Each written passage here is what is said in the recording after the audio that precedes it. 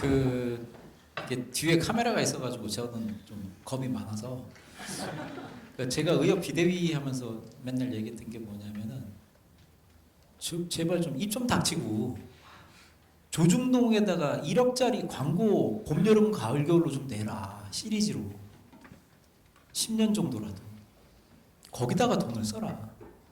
그리고 두 번째 얘기 드리고 싶은 게 주변에 있는 직능인을 챙겨라. 엔지니어들이 우리를 부러워한다. 중국 엔지니어들만도 못한 대우를 받는 친구 엔지니어들의 위로를 해주고 그 사회 분위기를 우리가 어떻게 도와줄 수 있나. 그리고 간호대가 있는데 간호조무사도 있고 요양보호사도 있고 간호대 계속 지금 1년에 뭐 1700명씩 계속 증원하고 있죠. 한 간호대학이 270명 정원인 데도 있어요. 병원도 없는데. 근데 이게 왜 그러냐면은 간호수가라는 게 똥수가라서 그런 거거든요. 이거는 의사협회에서도 더 신경을 써야 되는 거잖아요. 그런 얘기도 더 해보시고 그렇게 했으면 좋겠고 그냥 이주영 의원님 의견에 뭐 저는 100% 동감합니다. 돈을 써야죠. 그냥 조중동에 돈 쓰고 여론도 되게 중요하고 우리가 캠페인성도 하고 기퍼드 의원 총 맞았을 때 주변에 있었던 신경외과 의사들이 살렸는데 그 사람들이 영웅이 되고 그렇게 하는 것들이 사회에서 무조건 다 해주는 거라고 생각을 하면 착각이죠. 그런 거 다 필요하다고 생각하고요. 다양한 선전 매체를 이용하는 선전이 필요하다고 생각을 합니다. 그런데 이제 그게 의사협회에서 해야 되는 일인데 저기가 없죠. 근데 그 이유는 제가 생각하기에는 의협 대의원회가 의협의 가장 강한 의사결정 기구인데 의협에서 맨날 그렇게 얘기하시잖아요. 그 젊은 의사들이 이렇게 많다. 그렇기 때문에 의사가 덜 필요하다. 근데 의협 대의원회에 젊은 의사는 없어요. 의협 대의원회 사진 찍은 거 보면은 저 같은 아저씨들이 검은색 양복 입고 다 3분의 1은 대머리시거든요. 그러니까 60대 이상의 남자 의사만 모여 있는 거죠. 그렇게 되면은 의견이 의협에 들어가지 않죠. 그러면은 선생님들도 그렇고 저도 그렇고 더 의견을 내야 돼요. 괜히 거기서 회폐비 내지 않고서도 의협회장 뽑게 해주세요. 저는 그거는 좀 웃기는 얘기라고 생각하고 그냥 의협회비 내시고 회장 바꾸세요. 그렇게 해서 분위기를 갖다가 좀 더 젊은 분위기로 만들어서 여러분이 생각하시는 홍보 전략이라든가 이런 게 의협을 통해서 나갈 수 있게 더 하는 게 좋지 않나. 그냥 의협이라고 하는 게 이미 20년 이상 개원을 하신 30년 이상 개원을 하신 분들의 사랑방이 아니고 젊은 의사 그리고 많이 들고 있는 여자 선생님들 이런 분들의 의견이 반영될 수 있는 기구로 우리가 점점 바꿔나가고 이런 것들이 다 차분차분 다 필요한 일이다. 이렇게 생각을 저는 하고 있습니다.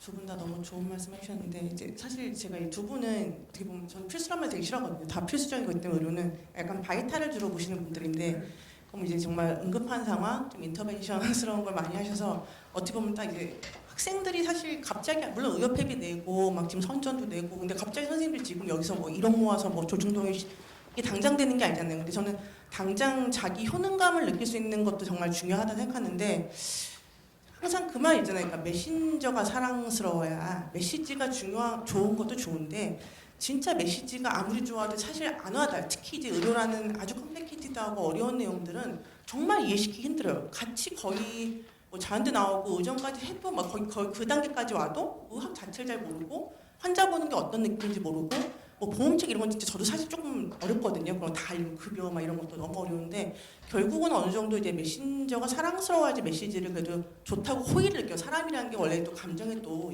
움직이기 때문에 결국에는 저희가 작게지만 계속 나이스하고 좋은 사람이 되는 노력을 해야 되고 그러니까는 자꾸 저 앞에 친절하게 말하고 정말 자꾸 그냥 표정 좋고 웃고 왜냐면 저는 이제 진료 자체가 좀 다르거든요. 저는 정말 오래오래 저 한 번 이제 제 환자가 되면 10년, 20년 봐야 되는 환자들 보고 안 낫고 힘드신 분들 그분을 또 케어하는 보호자들 좀 길어요. 그러니까 막 확 좋아지고 뭐 확 나빠지고 다시 이런 분이 아니고 계속 보는 거예요. 와서 사실은 항상 힘들어요, 나쁜 안 좋아요란 말 좀 하시는데 그분들이 근데 제가 어떻게 보면은 빨리빨리 외래를 많이 봐야 되는 게 병원에서 원하는 거지만 제가 이제 좀 고집스럽게 좀 천천히 보고 좀 적게 보려고 노력은 해요. 왜냐면 저는 그게 그래야 될 거라 생각을 해서 특히 대학병원 있을 땐 그래도 좀 손해 보더라도 제가 원하는 진료를 하고 싶어서. 근데 조금 더 설명드리고 한 번에 더 손잡아드리고 내가 이제 의사를 만나는 가치가 이런 거구나 느끼게 만들어줄 노력을 하거든요. 그리고 당연히 이제 저랑 같이 일하는 분들한테도 잘 하려고 노력을 하고 주위 뭐 간호조무사, 간호사분들, 저희 기사분들하고 친절하게 대하려고 노력을 하고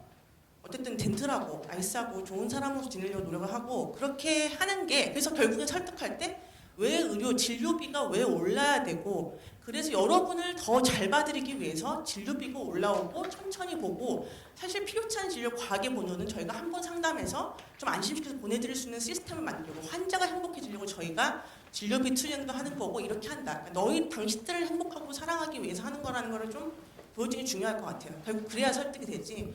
아무리 저희가 뭐 미래 진료가 어떻고 뭐 어쩌고 저쩌고 해도 결국 우리를 위하는구나가 있어야지 대중은 사실은 더 마음이 움직이는 생각을 해요. 나를 위한 거였구나 라고 생각을 해야지만 결국엔 설득하는 워딩도 좋아지고 하지.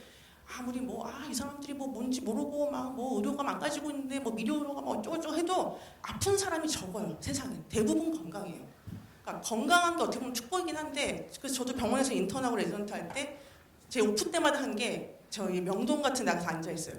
건강한 사람이 이렇게 훨씬 많다는 거에 행복감을 느끼려고. 나한테 오지 않고 내가 필요하지 않은 사람이 많다는 게 행복한 거예요, 사실은. 그래서 그런 사람이 더 많기 때문에 사실 귀 기울일 수 없거든요. 아픈 거는 드문 일이고 중화는 더 드물고. 근데 그래도 당신들이 조금이라도 건강을 해보세요. 의사를 만났을 때 행복감을 느끼고 더 좋은 진료, 양질의 진료를 받기 위해서 저희는 진료를 더 오래 하고 싶고 제대로 더 양질의 그런 진찰을 해드리고 싶고 설명을 잘해드리고 싶다. 그런 걸 위해서 진료비가 사실 오를 수도 있고 여러분을 더 행복하기 위해서 이런 투쟁을 한다는 걸 좀 보여주면 좋을 것 같아요. 어떻게 보면 그동안의 진료가 저희가 물론 미국식도 너무 극단적이지만은 너무 효율을 따져서 잠깐 보고 환자를 빨리빨리 쳐내는 걸 사실 극도로 좀 이제 발달을 했거든요. 근데 그러다 보니까 환자가 의사를 만나는 게 어떤 의미인지를 너무 모르고 계세요. 잠깐 보고 근데 사실은 엄청 명의신 건데 다들 환자가 나는 왜 의사를 보고 뭘 한 건지도 모르는 거예요. 그러면은 우리가 사람으로 안 느껴져요. 저희가 NPC가 되면 안 돼요. 저희는 메딕도 아니고 이렇게 들어가서 힐 누르고 하는 그런 기계가 아니거든요. 그러니까 저희가 사람이란 걸 느끼게 해주고 그러기 위해서는 정말 여러분들이 그냥 아직 의사 되기 전부터도 그냥 내 주위 사람한테 나이스하고 더 좋은 사람이 되려고 하고 간호대랑 약대랑 하는 동아리 가서 정말 좋은 이미지 거짓말 웬만하면 쓰지 말고 그런 게 습관이 되면 위선도 극단으로 가면 선입니다. 결국에는 내가 내 성격이 안 그래도 선한 모습, 좋은 모습 보려고 항상 노력하다 보면은 결국엔 더 좋은 그런 모습이 되고 훌륭한 의사가 되고 그러면은 이런 걸 하기 위해 여러분을 위해서 좀 더 긴 진료, 그거에 대한 적당한 저희가 보상 이런 게 다 필요하면 그게 결국 여러분이 좋아질 거라는 게 설득이 언젠가 될 거라 생각해요. 제가 손잡고 제가 응원하는 환자분들은 몰라요. 속으로는 모르지만 어쨌든 저한테는 제가 맞다고 저한테도 대답을 해주시니까 그냥 그렇게 하는 거에 좀 그런 게 좀 습관화 되시면 좋을 것 같습니다. 네, 감사합니다.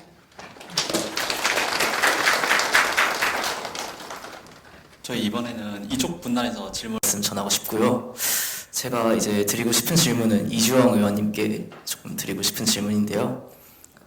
이제 이런 사태가 시작할 때 저는 항상 어떤 의견에 대해서 반대 의견을 내려면은 이제 그 의견이 뭔가 지향하는 바가 무엇인지 그리고 그거에 대한 근거가 무엇인지가 되게 중요하다고 생각을 해서 이 사태가 시작함에 있어서 그런 정부의 의견들을 조금 살펴보고자 노력을 했습니다. 그래서 이제 의대 정원 증원 이런 거 말고도 필수 의료 패키지 같은 것들도 막 있어서 그런 조금 나름의 정부도 근거를 가지고 어떤 주장을 한다라고 생각을 해서 그런 것들을 가지고 이제 뭔가 논리적인 잘못된 부분들을 가지고 이제 제가 개인적인 반대를 이제 표하면서 이렇게 휴학을 하게 됐는데요. 근데 이제 제일 최근에 정부에서 발표한 내용을 이제 접하게 됐는데 의대생들이 다시 복귀를 하게 되면 증원을 철회하겠다라는 그런 발표를 했더라고요. 근데 그걸 보면서 이제 이렇게까지 그냥 의대생들이 복귀를 하는 것만으로도 증원 취소를 할 수 있었던 거면 도대체 저희가 1년 동안 무엇을 상대로 뭔가 반대를 해왔던 건가라는 생각이 들더라고요. 그래서 이제 가장 그래도 좀 정부와 가까이 맞닿아 있는 분들 중에 한 명이라고 생각하시는 이주영 의원님께 드린 질문이 이제 계속 저는 휴학이라는 그런 상태를 유지를 하려고 생각 중인데 그럼 그런 상황에서 제가 이제 생각해야 되는 정부의 최종적인 목표나 아니면은 그 무슨 근거를 가지고 계속해서 이런 그런 사태를 유지하려고 하는지에 대해서 조금 질문을 드리고 싶습니다. 처음에 받았던 질문이랑 약간 비슷한 결인 것 같기는 한데 근거가 없죠. 있었으면 이렇게 안 됐지. 근거는 없습니다. 그리고 지금도 뭐 돌아오면 3,000명, 안 돌아오면 5,000명이라는 게 뭐 무슨 장난하는 것도 아니고 저는 사실 국가라는 기관에서 그런 형태의 발언이 나오는 것 자체가 굉장히 유감이라고 생각을 하기 때문에 거기에 대해서 그냥 말도 안 되는 소리를 하는데 그걸 논리로 이기겠다는 거는 논리적이지 못한 생각인 거죠. 그래서 지금은 그냥 어떤 아이템에 대해 근거를 가지고 우리가 옳고 그름을 따져서 이길 수 있다고 생각하시면 안 됩니다. 저쪽에서는 뭔지 우리가 알 수 없고 계속 변하는 것 같지만 아무튼 지지 않은 것처럼 보이기 위한 수많은 장치를 계속 설치하고 있는 상황이에요. 그리고 우리는 그거에 하나하나 영향받을 것인지 혹은 그냥 그들이 무슨 얘기를 하든 마이웨이를 갈 것인지의 기로에 서 있는 거라 저는 그렇게 하시라고 말씀을 드린 거였고요. 다만 우리가 정부가 움직이는 거에 있어서 조심해야 될 것은 정부는 아무튼 대단히 힘이 셉니다. 그래서 이 의대 증원이라는 하나의 이슈는 어제도 발표한 거 보면 아시겠지만 뭔가 정부가 조금 힘을 잃는 것처럼 보이지만 그동안에 수많은 법과 제도들이 통과됐죠. 당장 간호법 통과됐고요. 간호사들조차도 사실 위험하다고 생각하는 부분이 있는데 통과가 됐고 전문 간호사가 아니죠. PA 관련한 것들도 지금 계속 개정을 하고 있는 상황이고 의료인력 수급추계위원회 마찬가지고 의기특위에서도 계속 2차 개혁안까지 나오고 있는 상황이에요. 그러면 지금은 우리가 그렇게 정부가 표면 위에서 발표하는 거 말고 물 밑에서 무엇을 그래서 진행하고 있는가를 봐야 되거든요. 보려면. 그런데 문제는 그 물밑에서 일어나는 일들을 보는 것이 의대생이 할 일인가에 대해서는 저는 사실 잘 모르겠습니다. 그건 지금 의협집행부나 혹은 앞으로 또 어떤 형태가 될지 모르겠지만 기성의 의사들이나 의료계의 대표격을 띠고 있는 사람들이 정부와 만나서 이 이야기를 할 것이지 지금 전공의도 심지어 아닌 의대생 개인으로서 정부의 움직임에 발맞추어서 뭔가를 고민하는 거는 냉정하게 얘기하면 여러분 그거 할 시간 없습니다. 하지 마세요. 그리고 지금 3월에 그거 고민하고 막 머리 굴려 놓잖아요. 5월 되면 또 바뀝니다. 7월 되면 또 바뀔 거예요. 그거 하지 말고 3월에도 5월에도 7월에도 내 인생을 위해서 할 수 있는 것만 고민하세요.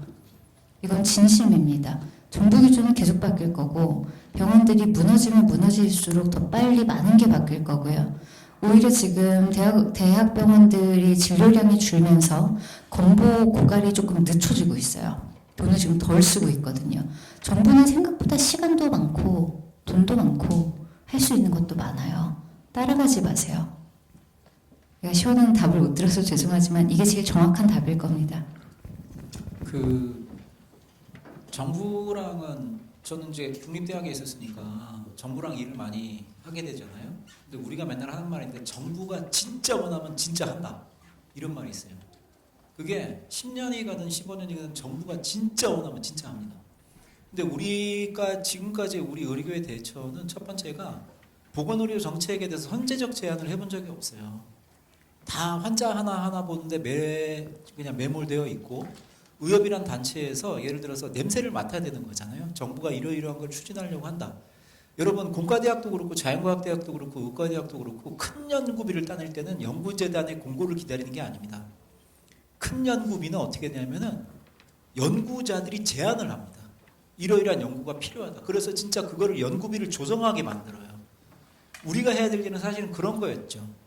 그런데 이건 학생이라든가 전공의가 할 수 있는 일은 아니고 의협이라는 곳에서 이쪽에서 진짜 그 여당도 그렇고 야당도 그렇고 이런 쪽에 뭐를 하려고 하네? 라고 하면은 우리는 어떻게 하냐면 안 할지도 모르니까 뭐 말 나올 때까지 기다려보자. 근데 그 기다려보자라고 하는 시간에 정부는 정말 집요하게 일을 준비를 하거든요. 지금도 사방의 법과 제도를 이용을 해가지고 해석을 하면서 계속 뭐를 만들어내고 있는 거죠. 그런 거를 대처할 수 있는 기관이 사실은 의사 쪽에 있어야 되는 거죠. 그죠? 근데 그게 AMA에서 미국은 그렇게 상당히 하잖아요. 근데 AMA는 회비가 있습니다. 의사들이 회비를 내죠. 그런데 AMA의 가장 큰 회비는 뭐냐면 CPT라고 그래가지고 의료에 우리가 얘기하는 무슨 뭐 시술을 한다 그러면 시술의 정의가 있죠. 그 정의를 AMA가 만듭니다. 근데 그게 특허권이 걸려 있어요. 그러니까 그게 정부단체가 사용을 하든 보험단체가 사용을 하든 그걸 다 돈을 받습니다. 그걸로 AMA가 굉장히 큰 자산을 운용을 하는데 우리나라는 1970년대 의료보험 시작할 때 그거를 갖다가 의사협회에서 봉사로 해줬죠. 그게 계속 봉사로 되어 있습니다. 그게 오히려 우리의 발목을 잡고 있죠. 그러니까 그런 쪽에 대해서 외국의 사례라든가 이런 걸 생각을 해가지고 의협이 조금 더 기민하게 움직이고 능동적으로 대처하고 돈을 갖다가 그런 쪽에 정책을 선제제한할 수 있는 그런 능력을 키우지 않으면 결국은 우리는 어떻게 되냐면은 정부라는 큰 공룡에 이 데이빗이 30명이 앞에 서가지고 돌을 계속 던지는 상황으로 갈 가능성이 많다. 이렇게 되면은 결국은 여당이든 야당이든 정부든 간에 해야 되고 우리가 아까 제가 얘기했던 예방이라든가 의료 정책이라든가 이런 거에 있어서 의사들의 힘이 커지지 않으면 결국에는 우리는 환자 보는 동안에 그분들은 뭐냐면 쓸데없는 정책을 만들고 있습니다. 그 정책이 현실성이 없는 거죠. 그런데 그 일을 해줄 수 있는 의사 그룹이 없다면 결국은 우리는 계속 휘말리는 상황이 반복될 가능성이 높다. 저는 그렇게 생각해요.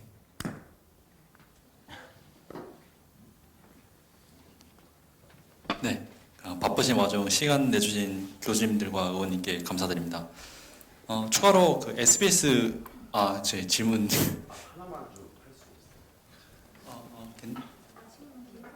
개인적으로 부탁드립니다. 네, 그 SBS 기자님이 의대생 인터뷰를 원하신다고 하는데 인터뷰에 응답 가능하신 분은 저희 뒤에 기자님 계시니까 대화를 하시면 될 것 같고 얼굴은 안 나오게 할 수 있다고 합니다. 이것으로 행사를 마치겠습니다. 감사합니다.